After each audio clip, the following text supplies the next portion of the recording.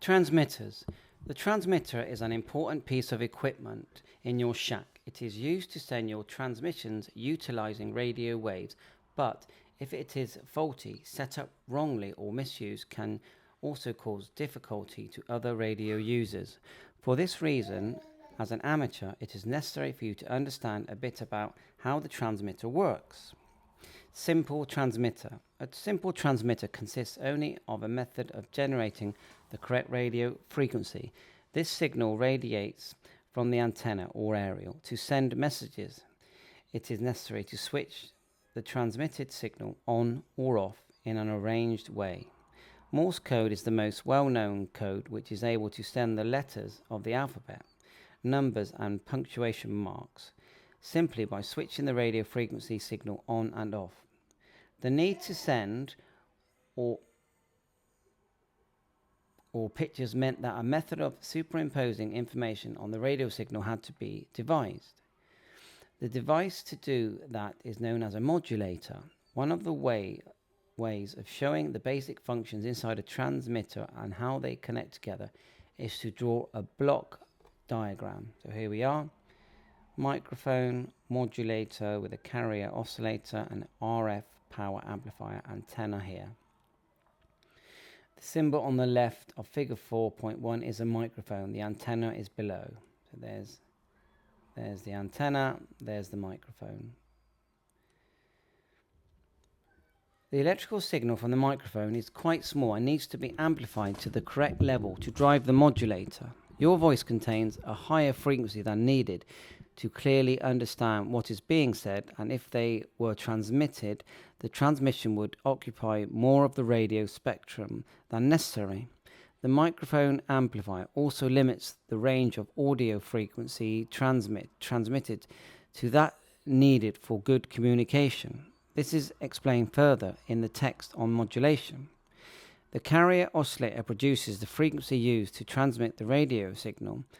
It must be carefully designed and made so as to be sure it is working on the correct frequency. Transmission on the wrong frequency will mean that the person you are talking to will not be able to hear you.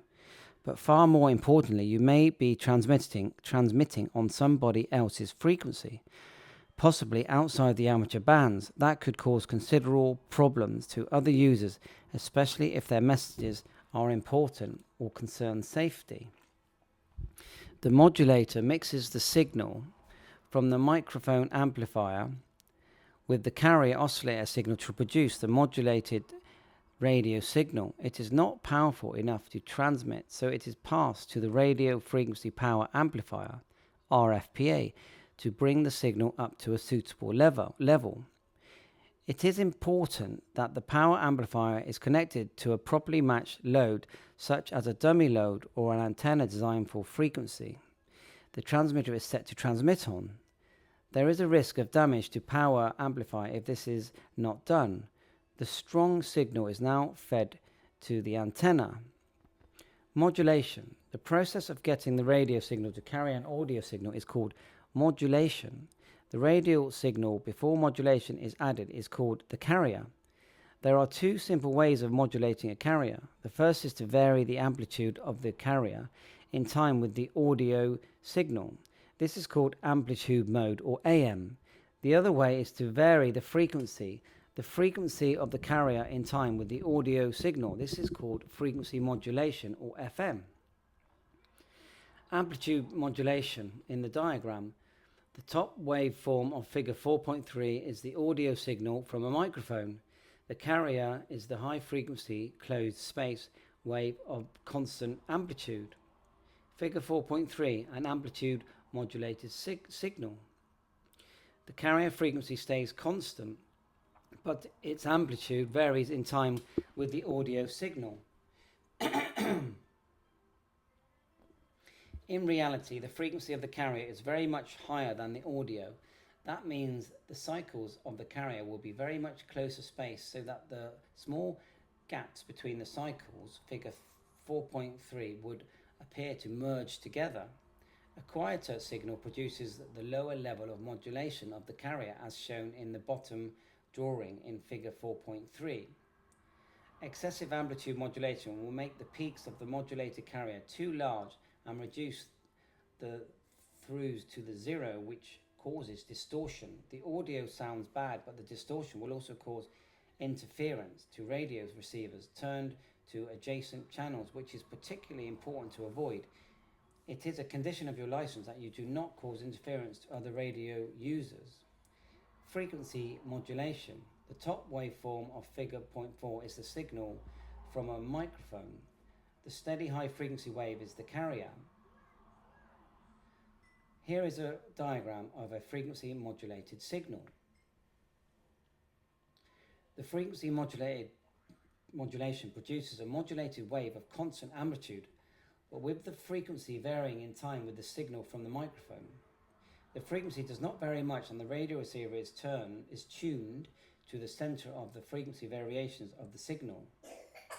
Excessive frequency modulation is also undesirable and may cause interference to neighboring users, as well as risking poor quality audio signals for your intended recipient.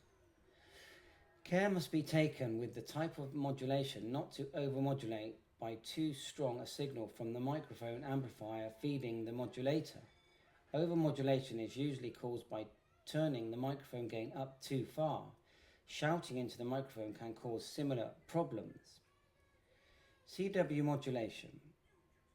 Figure 4.5 shows the envelope of a Morse signal, the letter A, dida, a short tone followed by a longer tone. The letter CW stand for carrier wave. A carrier wave, typically on several megahertz, has too many complete waves per second to display. It is simply turned on and off using a Morse key, and with a little electronic smoothing, it becomes more pleasant to listen to. The technical explanations are covered in the intermediate course. Sidebands. Here's a CW signal, the RF envelope of the Morse carrier. Sidebands. Modulating the carrier has another effect on the transmitted signal. It introduces sidebands. These are additional radio frequency signals each side of the carrier. Figure 4.6 shows an amplitude modulated carrier and two sidebands, an upper sideband occupying frequencies just above the carrier and a lower sideband occupying frequencies just below the carrier. The audio signal is shown directly above an upper sideband signal. The x-axis, horizontal, shows frequencies and y-axis, vertical, show amplitude. The graph shows there are lots of frequencies present, starting at about 300 Hz, with the strongest signal at about 1 kHz and progressively weaker signals up to 3 kHz. Any higher frequencies present in your voice are filtered out in the microphone amplifier. Figure 4.6, the frequency spectrum of an amplitude modulated signal. Figure 4.7 looks a bit closer at this process where there is a single audio tone at 2 kHz. The upper sideband is a single tone 2 kHz above the carrier frequency and the lower sideband 2 kHz below. The frequency difference between each sideband and the carrier is equal to the modulating audio frequency. It will now be apparent that the signal of speech in 4.6 occupies 6 kHz of radio spectrum. This is why the audio frequencies were limited in the microphone amplifier, higher audio frequency. Signals are not needed to understand what is being said, but what would occupy more space in the frequency spectrum. And here's 4.7, the frequency spectrum of an RF carrier modulated with a 2 kHz signal. Inspection of figures 4.6 and 4.7 show that the upper and lower sidebands are mirror images of each other. They both contain the same information. That shows it is possible to remove one sideband and still recover the audio signal at the receiver. You can also remove the carrier provided you can put it back in the right place in the receiver. The carrier is easily the strongest signal transmitted, so it is much better to remove the carrier and one sideband, allowing all the transmitter power to be put into just one sideband, which of course is what contains all the information you want to send. voice or data. This, unsurprisingly, is called single sideband transmission. Frequency modulation introduces wider sidebands, so it occupies more of the radio spectrum but gives a clearer signal. This will be noticed comparing the received audio FM and sideband signals in the practical exercise. Data modulation. One might argue that Morse code was a very early example of data modulation. The carrier was either on or off. Certainly Morse is a very powerful method of communication. By listening for just one on-off tone, it is possible to remove all the noise at other frequencies and concentrate much more intensely on just the one.